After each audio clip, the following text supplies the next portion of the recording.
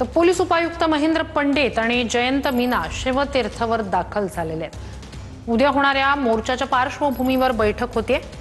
तर अद्याप पोलीस प्रशासनाकडून या मोर्चाला परवानगी देण्यात आलेली नाहीये। दुपारपर्यंत यासाठी परवानगी मिळण्याची शक्यता आहे। त्याच पार्श्वभूमीवर पोलीस उपायुक्त महेंद्र पंडित आणि जयंत मीना राज ठाकरे यांच्या भेटीसाठी पोहोचलेत।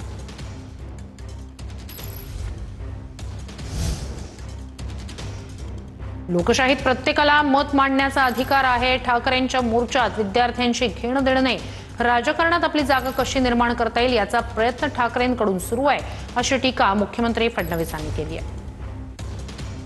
मला असं वाटतं की सगळ्यांना लोकशाहीमध्ये आपलं मत मांडण्याचा अधिकार आहे। पण हा जो काही मोर्चा होतोय, या मोर्चाला विद्यार्थ्यांशी काही घेणं देणं आहे याची शक्यता कमी आहे। राजकारणामध्ये आपली जागा पुन्हा कशी निर्मित करता येईल याकरता हा प्रयत्न अधिक दिसतोय।